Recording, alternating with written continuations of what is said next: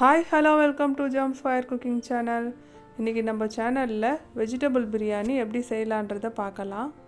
ஒரு சின்ன டிப்ஸோட ப்ரெஷர் குக்கரில் பாஸ்மதி ரைஸ் வச்சு நம்ம எப்படி செய்யலான்றதை பார்க்கலாம். இந்த மாதிரி செஞ்சிங்கன்னா கொஞ்சம் கூட பாஸ்மதி ரைஸ் உடையாமல் நல்லா உதிராக முழுசாகவே இருக்குங்க. இப்போ நம்ம வெஜிடபிள் பிரியாணி எப்படி செய்யலான்றதை பார்க்கலாம்.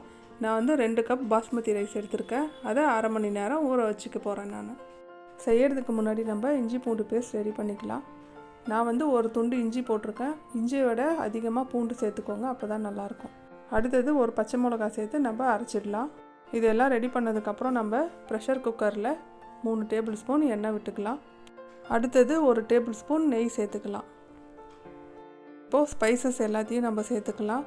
நான் 2 பட்டை எடுத்திருக்கேன், 4 லவங்கம், 2 அன்னாச்சிப்பூ, பிரிஞ்சி இலை 1, கொஞ்சோண்டு கல்பாசி, அடுத்தது 2 ஏலக்காய். இது எல்லாத்தையும் சேர்த்து பொரிய விடுங்க.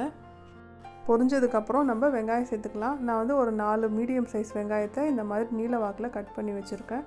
அதை சேர்த்து வதக்கிக்கிறேன். இந்த மாதிரி லைட் ப்ரௌன் கலர் ஆகிற வரைக்கும் நல்லா வதக்கி விடுங்க.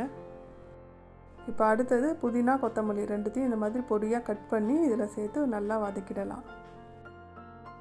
இப்போ நான் ஒரு பச்சை மிளகாவை கீறிட்டு சேர்த்துக்கிறேன். இப்போ நம்ம அரைச்சி வச்சுருக்க இஞ்சி பூண்டு பேஸ்ட் இருக்குது இல்லைங்களா, அதை சேர்த்துட்டு நல்லா வதக்கிடலாம். இஞ்சி பூண்டு விழுதை நல்லா வதக்கி விட்டுடுங்க, இல்லாட்டினா பச்சை வாசனை வரும். அடுத்தது நம்ம தக்காளி சேர்த்துக்கலாம். நான் 2 மீடியம் சைஸ் தக்காளி எடுத்து இந்த மாதிரி நீல வாக்கில் கட் பண்ணி சேர்த்துக்கிறேன். தக்காளி கொஞ்சம் நேரம் வதங்கினதுக்கப்புறம் நம்ம உப்பு சேர்த்துக்கலாம். இஞ்சி பூண்டு பேஸ்ட்டு அடி பிடிக்க ஆரம்பிக்குங்க, அதனால் கைவிடாமல் கொஞ்சம் நேரம் வதக்கி விடுங்க. இப்போ நான் Kashmiri chilli powder 1 table spoon சேர்த்துக்கிறேன். அடுத்தது அரை டீஸ்பூன் கரம் மசாலா, இது 2த்தையும் சேர்த்துட்டு நல்லா வதக்கி விடுங்க. காஷ்மீரி சில்லி பவுடர் போட்டிங்கன்னா உங்களுக்கு கலர் போடணும் அப்படின்ற அவசியமே இல்லைங்க, அதுலேயே கலர் வந்துடும். இப்போ நம்ம எண்ணெய் பிரிஞ்சு வர வரைக்கும் நல்லா வதக்கி விடணும். இப்போ எண்ணெய் பிரிஞ்சு வந்துடுச்சு. நம்ம வெஜிடபிள்ஸ் எல்லாத்தையும் சேர்த்துக்கலாம். நான் ஒரு உருளைக்கிழங்கு, கேரட்டு, பச்சை பட்டாணி, இந்த பட்டாணியை நான் 8 மணி நேரம் ஊற வச்சுருக்கேங்க. அதுக்கப்புறம் தான் இதில் சேர்த்துட்டு வதக்குறேன். நீங்கள் பட்டாணியை ஊற வச்சுட்டு செஞ்சிங்கன்னா சீக்கிரத்துலேயே வெந்துருங்க. அடுத்தது நம்ம தண்ணி சேர்த்துக்கலாம். நான் 1 கப்பு அரிசிக்கு 1.25 கப் தண்ணி சேர்த்துக்க போகிறேன். நான் இந்த கப்பில் 2 கப் அரிசி எடுத்துருக்கேங்க. இதுக்கு 3.5 கப் தண்ணி கரெக்டாக இருக்கும். அதை நான் ஏற்கனவே அளந்து வச்சுருக்கேன். அதை எடுத்து நான் இப்போ சேர்த்துக்கிறேன். சேர்த்ததுக்கப்புறம் நல்லா கலந்து விட்டுருங்க. இப்போ கொதி வரட்டும். கொதி வந்ததுக்கப்புறம் நம்ம அரிசி சேர்த்துக்கலாம். நான் 2 கப் பாஸ்மதி ரைஸை அரை மணி நேரத்துக்கு முன்னாடியே ஊற வச்சுட்டேன். அதை நம்ம சேர்த்துடலாம். இந்த மாதிரி ஊற வச்சு போட்டிங்கன்னா அரிசி நல்லா நீட்டாக வெந்து வரும். அதனால தான் ஊற வச்சு சேர்க்கணும். இப்போ கொதிக்க ஆரம்பிச்சிருச்சுங்க. நம்ம அரிசியை சேர்த்துடலாம். அரிசியை சேர்த்ததுக்கப்புறம் ஒரு தடவை நல்லா கலந்து விட்டுருங்க, இல்லாட்டினா காய்கறிலாம் ஓரத்தில் நின்றுடும். இந்த மாதிரி கலந்து விட்டதுக்கப்புறம் கொதி வரட்டும். கொதி வந்ததுக்கப்புறம் நம்ம மூடிடலாங்க. அதுக்கப்புறம் தாங்க ஒரு சீக்ரெட் இருக்குது. அந்த மாதிரி வேக வச்சு பாருங்கள்.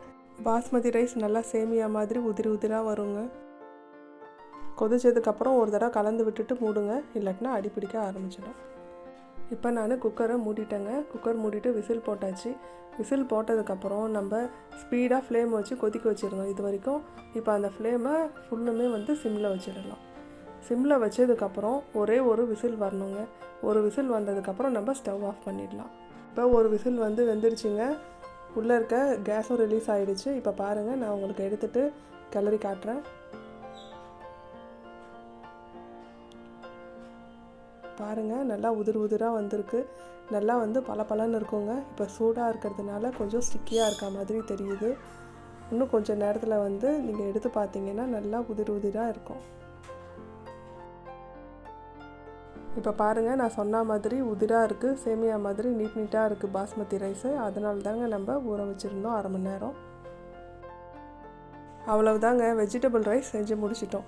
இந்த மாதிரி செஞ்சு பாருங்கள், டேஸ்ட்டு ரொம்ப சூப்பராக இருக்கும். இந்த டிஷ் உங்களுக்கு பிடிச்சிருந்ததுன்னா செஞ்சு சாப்பிட்டு பார்த்துட்டு கமெண்ட் பண்ணுங்கள்.